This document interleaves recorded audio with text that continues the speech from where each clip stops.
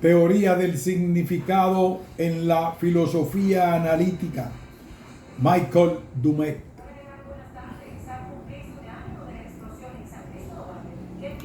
¿Qué es una teoría del significado? Es una teoría que pretende explicar en qué consiste que las palabras de un lenguaje tengan el significado que tienen. Obviamente, la pregunta en qué consiste que una palabra tenga significado es filosófica. La pregunta psicológica es diferente. Inquiere por los mecanismos psicológicos o incluso neurológicos mediante los cuales un hablante concreto de una lengua asocia las palabras de un lenguaje con su significado, tanto como si este mecanismo opera a un nivel consciente como inconsciente. La pregunta psicológica es obviamente interesante, incluso relevante para la filosofía, pero la pregunta filosófica la precede. No podemos ofrecer una explicación comprensiva de la adscripción de su significado a una palabra hasta que no podamos responder con precisión qué hace que la palabra tenga dicho significado.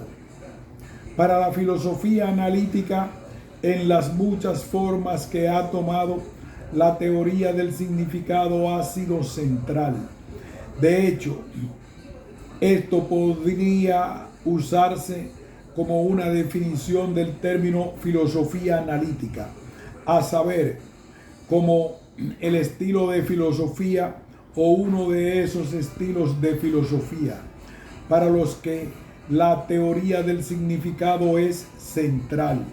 Notoriamente durante este siglo, o más precisamente después de la Primera Guerra Mundial, se produjo un gran distanciamiento entre las tradiciones filosóficas, una en la que la filosofía analítica predominaba y otra, frecuentemente llamada continental, en la que la filosofía analítica no contaba. Es un error pensar que la filosofía analítica apareció en países de habla inglesa. El filósofo británico G. E. Moore, 1873-58, y Bernard Russell, 1872-70, desempeñaron un papel realmente importante en su génesis, pero su antecesor más importante y característico fue el filósofo y matemático checo Bernard Bolzano, y su progenitor más importante y significativo, el filósofo alemán Gottlob Frege. Un grupo principal de sus exponentes lo constituyó el celebrado Círculo de Viena, que incluía a Moritz Schlick, Otto Neurath, Rudolf Carnap, Frederick Waismann. El practicante más influyente y probablemente el más grande de la filosofía analítica en el siglo XX fue el filósofo austríaco Ludwig Wittgenstein, quien, aunque pasó la mayor parte de su vida en Cambridge, escribió casi exclusivamente en alemán. El nazismo fue el causante de que prácticamente todos los exponentes de la filosofía analítica en Alemania y Austria se desplazaran a los Estados Unidos y Gran Bretaña. Una consecuencia de esto ha sido que desde la Segunda Guerra Mundial la filosofía se ha enseñado y practicado de manera totalmente diferente en países de habla inglesa junto a Escandinavia y en los países de la Europa continental Aunque la filosofía analítica últimamente se ha asegurado la lealtad de una minoría de filósofos en el segundo de estos grupos. Lo que comenzó como una división entre escuelas filosóficas se convirtió en una distancia insondable entre tradiciones filosóficas. Las doctrinas de los filósofos analíticos y los llamados continentales a veces puede que no estén tan alejadas, pero han sido entrenados de modos diferentes, escriben con distinto estilo y han leído y se refieren a diferentes autores a los que suponen que sus lectores también han leído. Un buen número de filósofos contemporáneos que reconocidamente pertenecen a la tradición analítica ya no suscriben el objetivo mencionado más arriba como definitorio de la filosofía analítica, que la teoría del significado es central para esta disciplina. ¿Por qué debería suponerse que es central? Se admite como incuestionable la importancia del lenguaje en nuestra existencia. Es el espacio en el que se mueve nuestra vida mental. Usamos palabras para dirigir nuestras interacciones con otras personas. Confiamos en ellas para descubrir lo que nos gustaría conocer del mundo.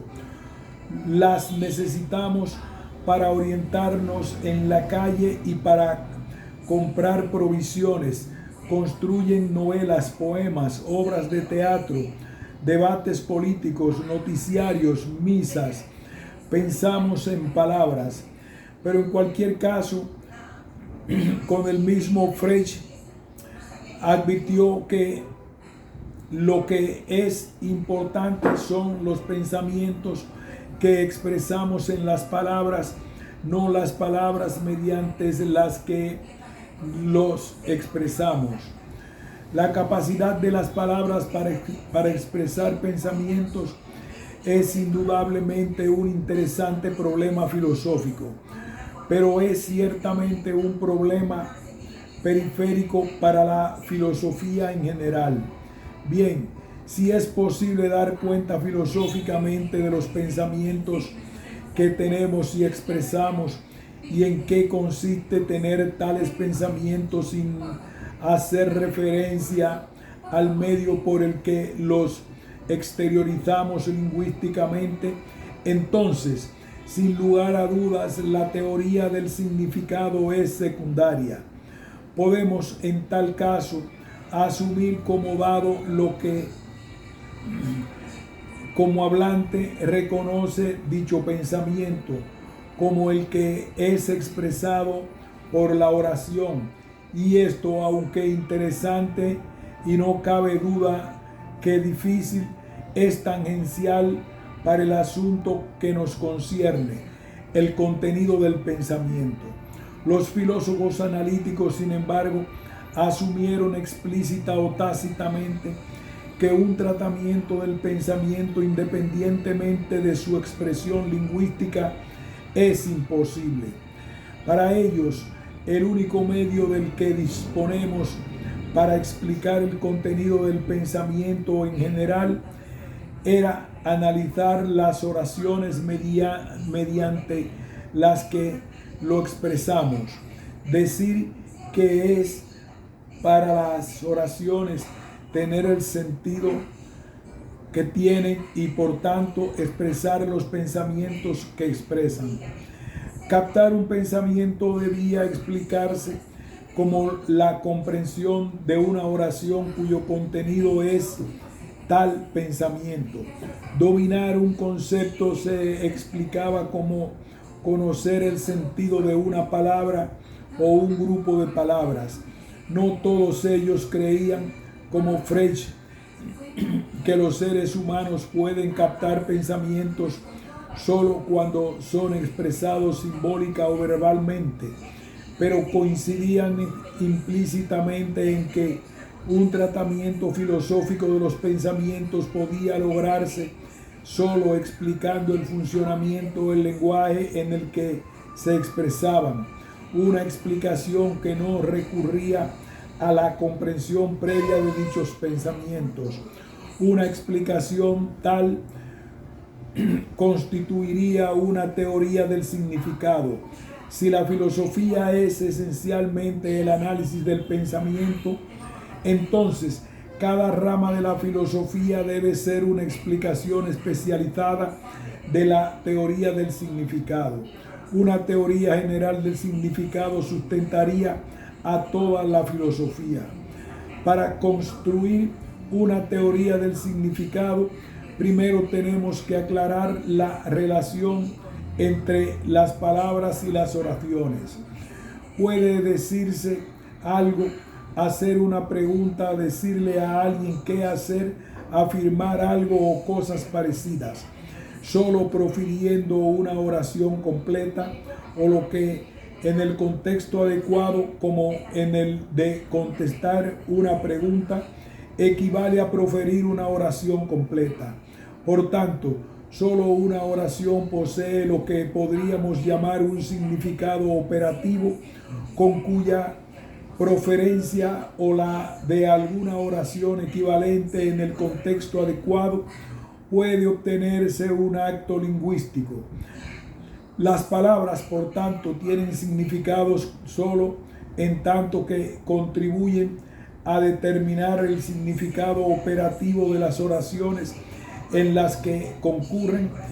Tienen significados contributorios que constituyen su contribución a la oración. Por otra parte, reconocemos el significado operativo de una oración comprendiendo los significados contributorios de las palabras que la componen y los principios de acuerdo con los cuales se agrupan en la oración. Los significados de las palabras son de tal modo primarios en el orden del entendimiento, y el significado de una oración es primario en el orden de la explicación. Entender una palabra es saber el principio general que determina su contribución al significado de cualquier oración en la que pueda ocurrir, o para palabras del lenguaje natural, los muchos principios generales que se aplican a los distintos papeles que la palabra puede desempeñar. Piénsese en la palabra castellana regla, por ejemplo. La primera característica de una teoría del significado será, por tanto, lo que ésta entiende que constituye en general el significado operativo de una oración. Puede objetarse que debe haber diferentes respuestas a esto, dependiendo de si la oración es declarativa, interrogativa, imperativa, etc. El primer filósofo que se acercó de algún modo a proponer una teoría del significado plausible fue Fichte, y ofreció una respuesta parcial a esta objeción, insistiendo en que la distinción entre la fuerza que gobierna una oración y su sentido. Cuando una oración es una parte constitutiva de una oración declarativa más compleja, no funciona propiamente como una afirmación, solo su sentido está en juego, como sirviendo para determinar el sentido de la oración compleja completa, y así la afirmación que puede hacerse mediante ella. La fuerza asertótica no es en consecuencia intrínseca del sentido, sino que controla una oración completa que no es parte de la oración mayor, sino que es proferida en el contexto adecuado como una oración completa. Cuando la fuerza asertótica es separada de tal modo del sentido, se hace posible pensar diferentes fuerzas aplicadas a un mismo sentido. Por ejemplo, entender la puerta está cerrada y está la puerta cerrada como expresando el mismo sentido, pero difiriendo solo en que la primera aporta una fuerza asertótica y la última interrogativa. Frege no amplió esta teoría a los imperativos, pero otros han entendido cierra la puerta como expresando de nuevo el mismo sentido, pero portando una fuerza imperativa. Un análisis de este tipo presenta una teoría del significado con dos tareas iniciales. Tiene, uno, que explicar los diferentes tipos de fuerzas que pueden añadirse a una oración, y tiene, dos, que indicar en qué consiste en general el sentido de una oración. La respuesta de Frege a dos ha continuado siendo con diferencia la más popular. El sentido de una oración es fijado por lo que determinará su proferencia como verdadera en un determinado contexto, y esto determina el pensamiento expresado por dicha oración. Es inútil objetar que normalmente no denominamos a una pregunta verdadera. Una oración interrogativa sirve para preguntar si el pensamiento expresado es verdadero, del mismo modo como la correspondiente oración asertórica sirve para afirmar que el pensamiento es verdadero. En virtud de su respuesta a la pregunta que constituye el sentido de una oración, la teoría del significado de Frege pertenece al tipo de las teorías de las condiciones de verdad. Esta tesis o cualquier otra rival acerca de qué constituye el sentido operativo de una oración claramente no es específica de un lenguaje en particular. Si es verdadera, debe poderse aplicar a cualquier lenguaje. Algunos filósofos analíticos del lenguaje no han pretendido llevar la teoría del significado más allá. Han propuesto una tesis para explicar en qué consiste en general el sentido de una oración y han extraído las consecuencias de ello sin intentar un tratamiento sistemático de los sentidos contributivos de las palabras individuales. Los positivistas lógicos del Círculo de Viena son un ejemplo de esto. No equipararon el sentido de una oración con la condición de verdad de su proferencia, sino con el método de verificación de dicha oración. Pero aunque esta tesis era fundamental para toda la filosofía, se contentaron con proponerla sin hacer ningún intento paralelo al de Frege de construir sobre ella una teoría del significado comprensiva para un lenguaje. Así, esta carencia privó a la fundamental tesis verificacionista de una prueba que hubiera conducido a su refinamiento y por tanto a su clarificación. Una vez establecidos los fundamentos de una teoría del significado mediante la formulación de una tesis general acerca del sentido operativo de una oración, la siguiente tarea para la construcción de una teoría debe ser explicar los significados de las palabras de tal modo que compongan los sentidos de las oraciones que las contengan. Esto no puede hacerse hasta que primero tengamos una concepción adecuada de este propósito, de cómo las oraciones conforman a partir de las palabras.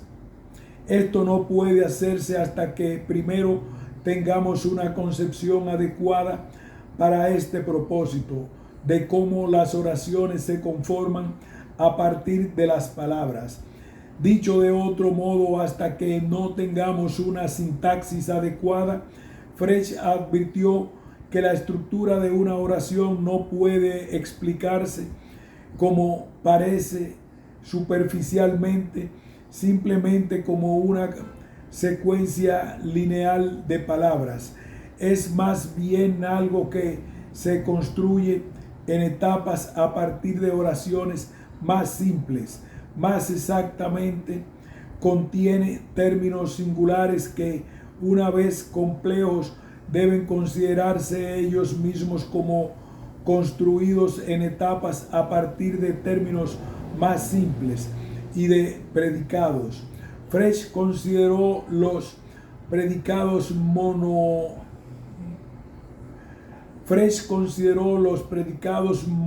monádicos, que son en general complejos, no como agrupados a partir de sus partes constituyentes, sino formados a partir de oraciones, omitiendo una o más ocurrencias de algún término particular. Al predicado formado de tal modo, podría aplicarse tanto un cuantificador para formar una oración como un operador formador de términos. La construcción de una oración compleja comenzaba con oraciones atómicas que se forman poniendo términos singulares en los lugares para los argumentos de un predicado primitivo o una expresión relacional. Estos términos pueden ser complejos y tener así una historia propia de su construcción. Cada etapa en la formación de una oración compleja resultaría de aplicar el signo de negación a una oración o un cuantificador a un predicado, o de la conjunción de dos oraciones mediante algún operador proposicional binario. En este análisis, la verdadera estructura de una oración se parece más a la de un árbol que a la de una secuencia lineal. Es evidente de esta exposición que la sintaxis así descrita no es exactamente la de un lenguaje natural, corresponde más bien a la de un lenguaje simbólico de la lógica de predicados, que Frege fue el primero en formular en su famoso libro de 1879. El propio Frege no fue nunca muy preciso acerca de la relación entre lo que él llamó su conceptografía y el lenguaje natural. Sostuvo que la estructura de una fórmula del simbolismo lógico reflejaba fielmente la estructura del pensamiento que expresaba y, por tanto, la estructura del pensamiento expresado por una oración adecuada del lenguaje natural. Además, su teoría semántica no se aplicaba directamente a ningún lenguaje natural, sino a uno con la sintaxis de la lógica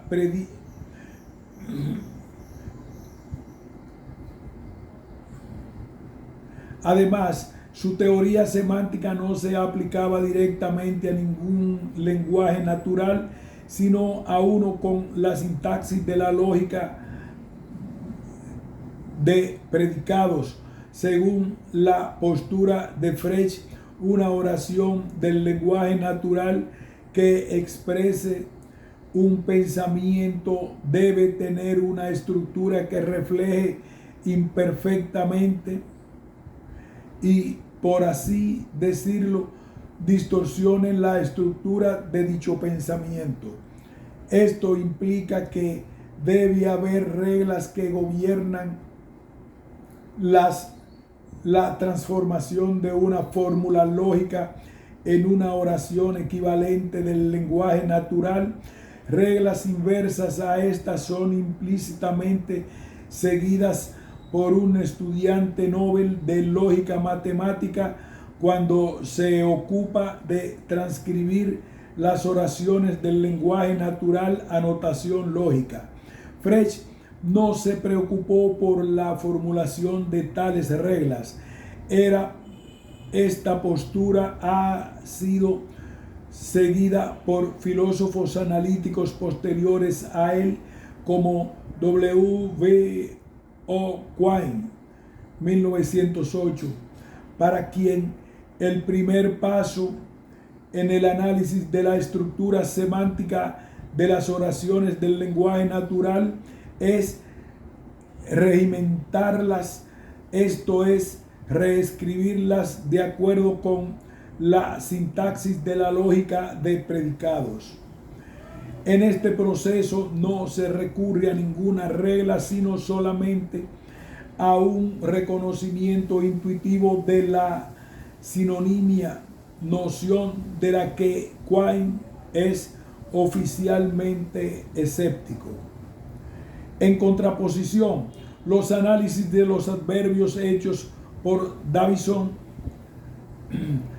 proporcionan una regla precisa para ser usada en dicha regimentación. Apunta así parcialmente a destapar la estructura oculta de las oraciones del lenguaje natural. Lingüistas de la escuela de Noam Chomsky llevan este proceso aún más lejos, considerando la estructura superficial de las oraciones del lenguaje natural como derivadas mediante unas reglas de transformación enumerables de una estructura profunda muy similar a la estructura de las formas lógicas. Dada una sintaxis apropiada, una teoría del significado debe explicar los significados de las palabras de un lenguaje que tenga una dicha sintaxis. Palabras que han de ser explicadas como determinando conjuntamente los significados de las oraciones que ellas mismas componen. En una concepción freudiana, la tarea debe realizarse en dos capas. La primera es la teoría semántica apropiada, la teoría de lo que Frege llama Bedeutung, que explica cómo el valor de verdad de una oración proferida en un contexto dado es determinado de acuerdo con su composición. Debe por tanto explicitar para cada palabra o frase componente la contribución que hace para determinar el valor de verdad. Esta contribución será un rol semántico que, según Frege, puede considerarse siempre como la posesión de un correlato extralingüístico adecuado, su valor semántico o referencia. Un término singular contribuye determinando un objeto particular como un valor semántico. El valor semántico de un predicado monádico es una función de los objetos sobre los valores de verdad. A esta función la llamó Frege un concepto, el valor de verdad de una oración formada mediante la instanciación de un término en el lugar del argumento de tal predicado es el valor de dicha función como valor semántico del término como argumento. Los componentes de un término singular complejo tienen valores semánticos que van a determinar el valor semántico del conjunto. Así, el valor semántico de una expresión funcional como la madre de es una función de objetos sobre objetos, y el valor semántico de un operador que forma un término a partir de un predicado, como el operador descriptivo del objeto X, tal que es una función de conceptos sobre objetivos. El valor semántico de un predicado complejo es la función que toma el valor semántico de cualquier término sobre el valor de la verdad de la oración, que resulta de colocar tal término como argumento. El valor semántico de un operador proposicional es una función de verdad, la que un cuantificador es un concepto de segundo orden, relacionando conceptos de primer orden con valores de verdad. Así, las constantes lógicas, operadores oracionales y cuantificadores se explican especificando cómo los valores de verdad de las oraciones en las que ellas son el operador principal están determinados a partir de los valores semánticos de las oraciones o predicados en los que operan. Las constantes lógicas pueden, por supuesto, ocurrir en una oración sin ser el operador principal, pero el principio general es que la determinación del valor de verdad de una oración sigue los pasos de su construcción.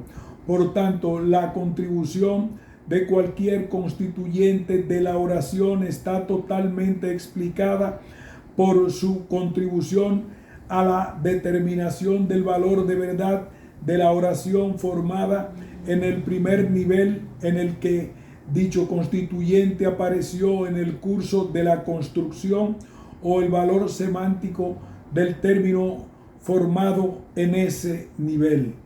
El trabajo reciente en filosofía analítica se ha concentrado intensamente sobre la semántica, concebida en gran parte de la manera, pero aplicada a aspectos del lenguaje natural y relevantes para el lenguaje de las matemáticas, que era el principio.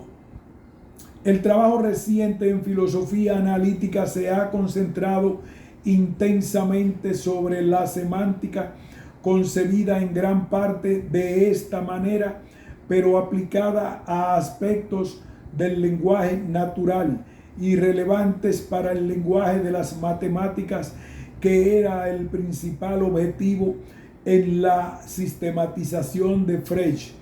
Este interés se ha debido al dominio de la escuela americana encabezada por Quine.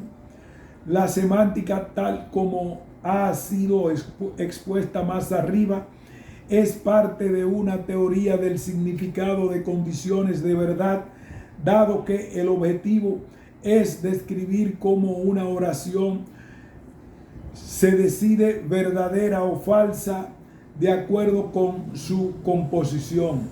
Pero el trabajo más reciente ha modificado esto para poder acomodar los operadores modales expresados en el lenguaje natural mediante verbos auxiliares como deber o poder, lo cual ha lamentado Quine, ya que él ha criticado durante mucho tiempo la inteligibilidad de las nociones modales. Con este propósito se ha utilizado la idea leibniziana de los mundos posibles. El valor semántico de una expresión no es sencillamente su correlato en el mundo actual. Por ejemplo, la serie de objetos de la que un predicado monádico es actualmente verdadero, sino su correlato en cada mundo posible. Ejemplo, la serie de objetos de la cual un predicado es verdadero en cada uno de dichos mundos posibles.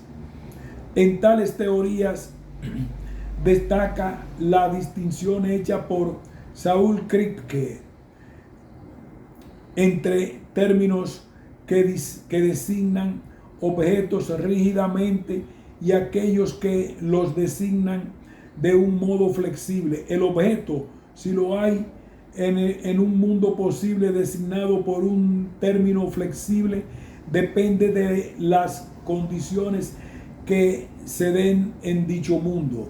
El objeto designado en ese mundo por un término rígido es ese que designa en el mundo actual, si existe en dicho mundo posible. Lo rígido es ese que designa en el mundo actual, si existe en dicho mundo posible. Lo que es aún de fundamental importancia es el valor de verdad de cualquier oración en el mundo actual, pero la verdad en cualquier mundo de una oración gobernada por el operador modal dependerá de su valor de verdad en otros mundos posibles. En la concepción freudiana, la formulación de una teoría semántica tal como se ha explicado antes es sólo el fundamento de una teoría adecuada del significado. El segundo paso en la definición de tal teoría es aplicar los sentidos de las palabras del lenguaje y así el de las oraciones por ellas compuestas. El sentido de una palabra o expresión es lo que un hablante capta cuando la comprende. En general, el hablante no puede describirse como conociendo el valor semántico de las expresiones o palabras, más que diciendo que la comprensión de una oración consiste en o implica conocer su valor de verdad. Uno no puede, por ejemplo, saber sencillamente de un objeto que es a lo que cierto término se refiere, ya que, como señaló Kant, un objeto debe darse en alguna forma en particular. El sentido de una expresión es el modo particular en el que su valor semántico es dado a alguien que la entiende. La teoría del sentido necesita necesariamente apoyarse en una teoría semántica.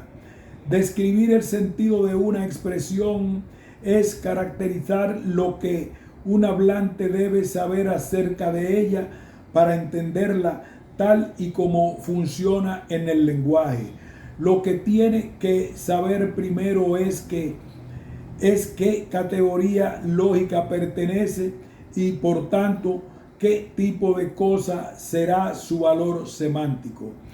Su sentido específico es el modo en que el hablante debe concebir su valor semántico específico. El sentido, junto al modo en que es el mundo, determina su valor semántico. El sentido se diferencia del valor semántico porque es algo que un sujeto puede captar.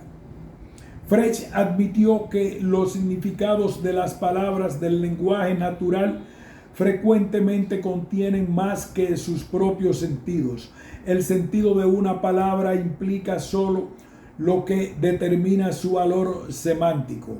Por tanto, lo que puede ser relevante para la verdad o falsedad de la oración en la que aparece, Frege reconocía que las palabras del lenguaje natural pueden diferir en significado, aunque coincidir en su sentido. Está muerto, ha fallecido y ha pasado a mejor vida. Por ejemplo, todos tienen el mismo sentido, pero difieren en su adecuación a diferentes contextos.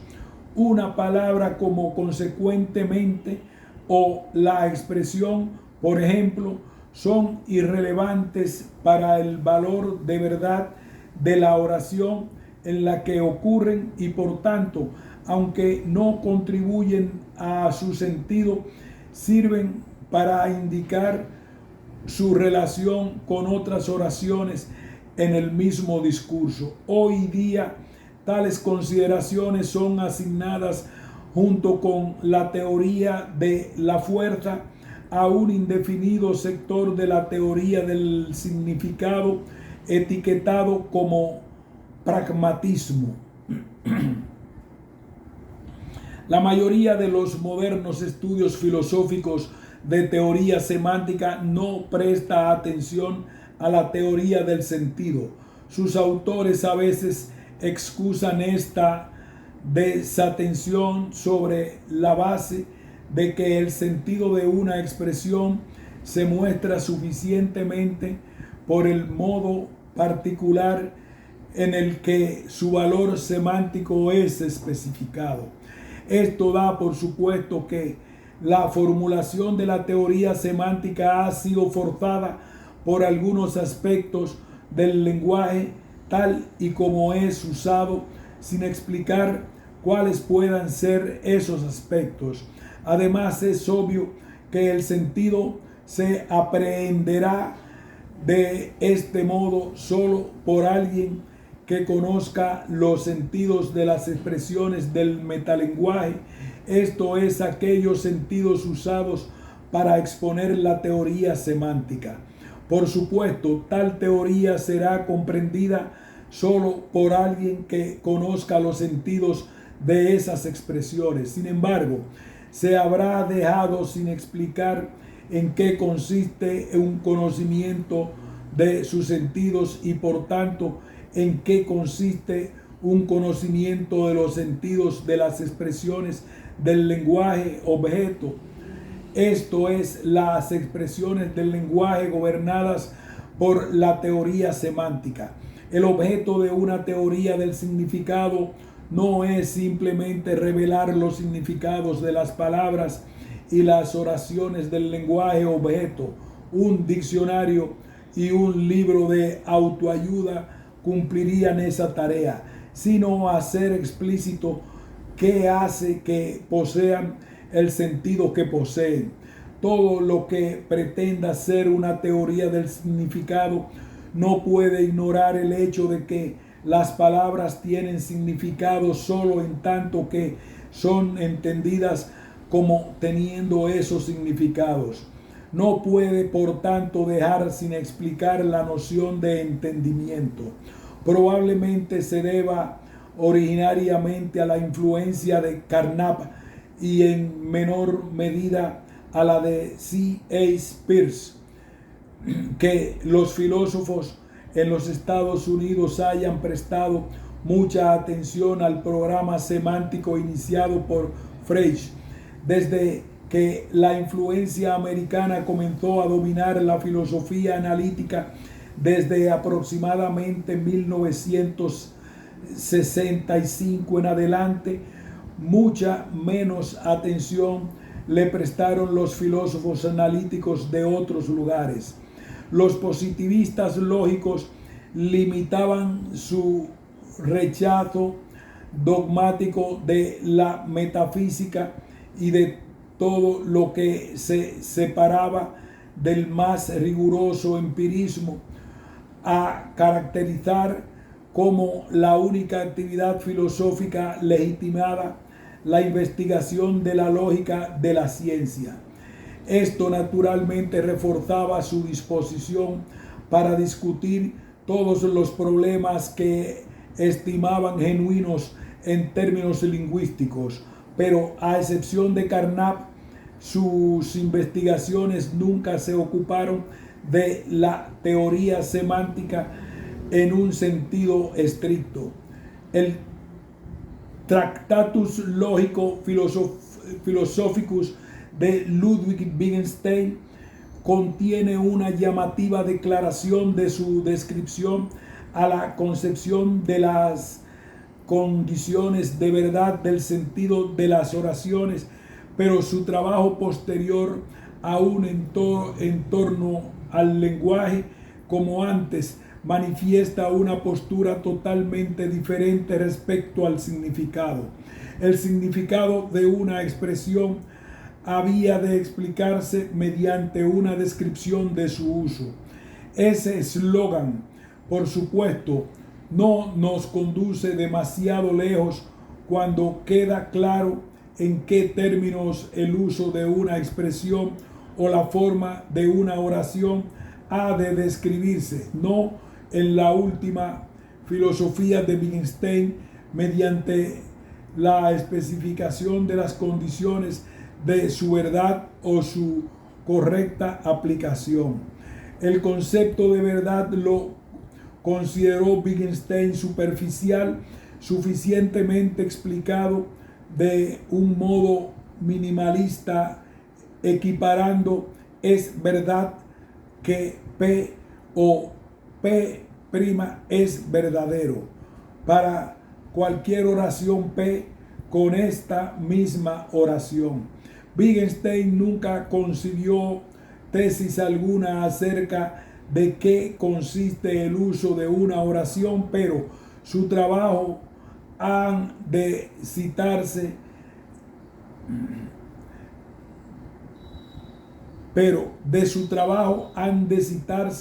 tres tipos de cosas en la descripción de su uso.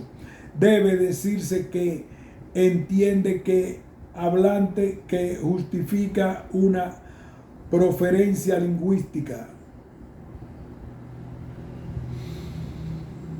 Debe decirse que entiende un hablante que justifica una proferencia lingüística.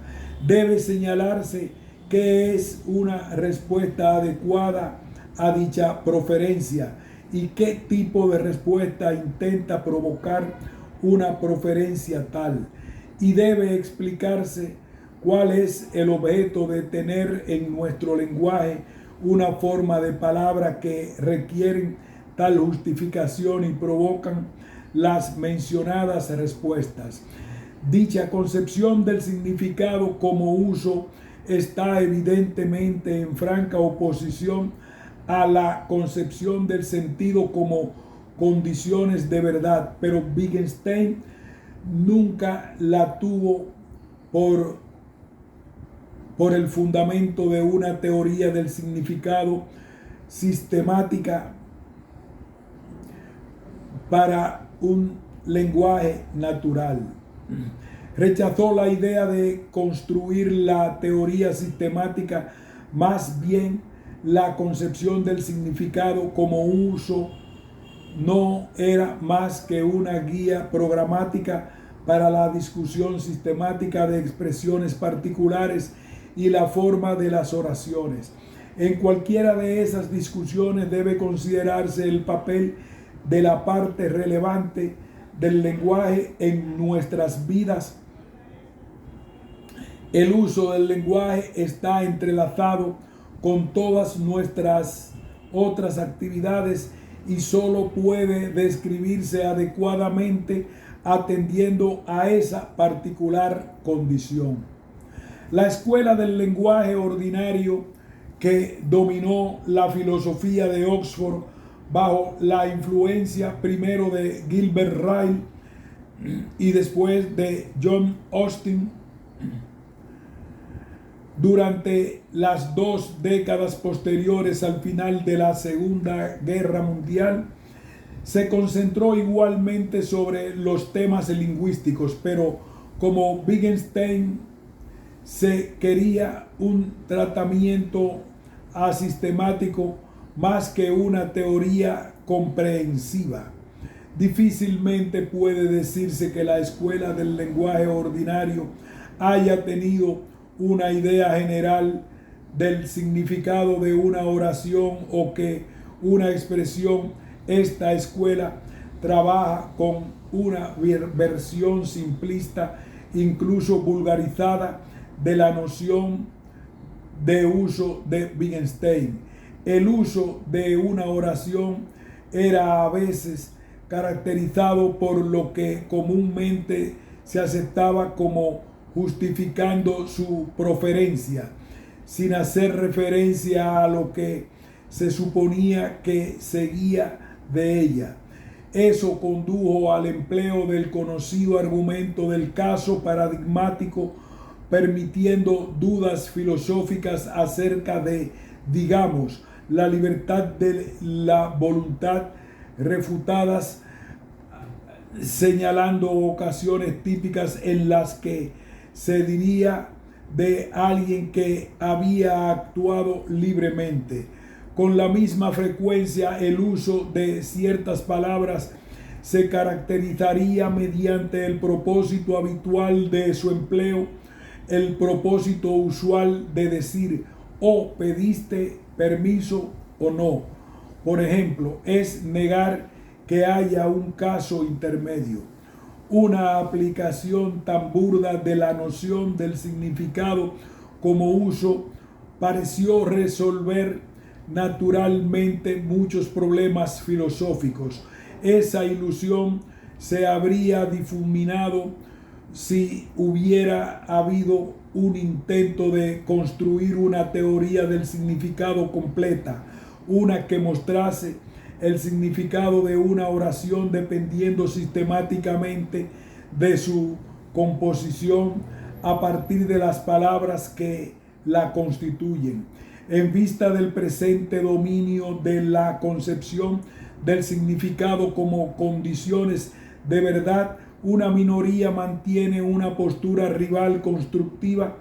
Deberíamos aceptar como la noción central de una teoría del significado aquella en términos de la cual el sentido operativo de una oración declarativa ha de explicarse, a la de una proferencia de la oración verdadera, o b, aquella que capacita a alguien para afirmar dicha oración, o c, lo que está implicado en aceptar dicha afirmación y si es adecuada actuar en consecuencia. Las oraciones de las opciones B y C son partes de la noción wittgensteiniana del uso de la oración. Son partes observables de la práctica de hablar un lenguaje. La característica A es la opción de un teórico de las condiciones de verdad, pero no como tal. Parte de la práctica lingüística. Las teorías de las condiciones de verdad pueden sostenerse solo si para explicar la práctica lingüística es esencial recurrir a nuestra concepción de las condiciones de verdad de la oración, en tanto que guía del uso que hacemos de ella. Una teoría del significado que tenga B como noción central debe denominarse justificacionista, y la que tome C como noción central, pragmática. Las teorías constructivas del significado son de un tipo o del otro, pero no está claro que haya aquí una elección real. Una genuina teoría comprensiva del significado debe ofrecer una descripción completa de la práctica lingüística, y esta práctica incluye ambos aspectos. Ambos deben armonizar, dado lo que cuenta como capacitándonos para afirmar una oración. Debe conseguirse lo que está implicado en su aceptación y viceversa. Así, una teoría justificacionista debe ser equivalente a una pragmática si cualquiera de ellas es un posible modo para explicar nuestro uso del lenguaje.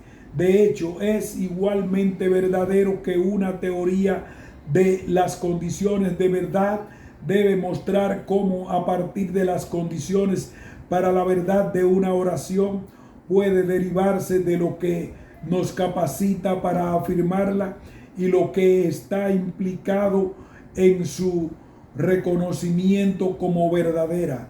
No se sigue, en cambio, que una teoría de las condiciones de verdad será equivalente a una teoría justificacionista o pragmática. La teoría de las condiciones de verdad emplea una noción de una oración siendo verdadera, independientemente de nuestro juicio de que lo sea. Noción que no parece que ninguna de las teorías de la otra clase necesite emplear o explicar. Implica así una noción trascendental cuyo empleo puede justificarse solo mediante la demostración de que es indispensable. La minoría constructivista de teóricos del significado persigue persuadir de esta grave asimetría a la mayoría de proponentes de las condiciones de verdad. En la tradición analítica hay casos notables como el de Gareth Evans y sus seguidores como Christopher Peacock, que buscan articular una teoría del pensamiento independientemente de su expresión lingüística. Para ellos, no es la teoría del significado, sino la teoría del contenido la que está en la base de toda la filosofía. A primera vista, esto le da la vuelta totalmente a la filosofía analítica entendida históricamente. De hecho, es una revolución altamente conservadora. La estructura de los pensamientos es concebida por esta escuela de una manera prácticamente freudiana. Su estructura es analizada en un modo paralelo al de la teoría semántica freudiana, esencialmente como una teoría librada de las referencias a aspectos lingüísticos. Esta teoría sigue siendo de la clase de condiciones de verdad. El contenido de un pensamiento se determina mediante la condición que lo hace verdadero. Continúa siendo composicional. Los pensamientos constan de partes, conceptos, que cooperan para formar sus contenidos. A diferencia de los teóricos de la semántica que no prestan atención a los sentidos de las palabras y oraciones en favor de su valor semántico, los teóricos del pensamiento reconocen sin paliativos la distinción entre sentido y valor semántico. Difícilmente podrían decir que tienen una teoría del pensamiento si no propusieran una teoría del sentido explícita y detallada, que lo es de nuestro entendimiento de los conceptos que constituyen pensamientos completos, capaces de ser verdaderos o falsos, pero su tratamiento de tales conceptos no recurre a operaciones mentales internas al modo de las teorías psicologistas tan rechazadas por Freud, al igual que por Edmund Husserl. La posesión de un concepto se explica mediante las habilidades de un sujeto para interactuar con partes de su medio. El mismo Freud, aunque insistiendo en la importancia de distinguir el sentido del valor semántico, no había prácticamente intentado ofrecer un tratamiento detallado de los sentidos de las expresiones, más que de las que dio definiciones. Los teóricos del pensamiento sí ofrecen un detallado análisis de la posesión de conceptos, y un momento de reflexión prueba que mucho de estos análisis debe solapsar lo que estaría necesariamente contenido en un tratamiento preciso de los sentidos de las correspondientes expresiones lingüísticas. Supóngase, por ejemplo, que nos interesa el concepto relacional. Está más lejos que, como aparece en ejemplos como la mesa está más lejos que la silla. Para explicar nuestra comprensión de este concepto, tendremos que explicar sobre qué base tal pensamiento se considera verdadero, cómo puede establecerse como verdadero y cómo las acciones de un sujeto se ven influidas por su convicción de que es verdadero. Todas estas cosas deben tenerse en cuenta en un tratamiento del sentido de la expresión. Está más lejos que la teoría del pensamiento es un valioso corrector de las teorías semánticas que no tienen en cuenta el sentido. Pero aunque la teoría del pensamiento está muy cerca de la teoría del significado, tiene una notoria diferencia. Es esencialmente solipsista, aunque aborda la interacción de un sujeto con un medio físico, no trata prácticamente en absoluto de su interacción con otros seres humanos, lo que Wittgenstein correctamente vio como algo inseparablemente ligado a nuestro uso del lenguaje que nos sirve de medio de comunicación. Por esta razón no puedo más que considerar la sustitución de la teoría del significado por una teoría del pensamiento como un paso atrás, por mucho que esperemos aprender de ella. También espero que la concepción de las condiciones de verdad de cualquiera de las dos teorías relajará su control sobre el pensamiento de los filósofos analíticos y cualquier otro filósofo en este respecto. He intentado, sin embargo, ofrecer un esbozo histórico con lo mínimo de mi opinión personal. Espero que esto no haya llevado a confusión. Una traducción de Alberto López Cuenca.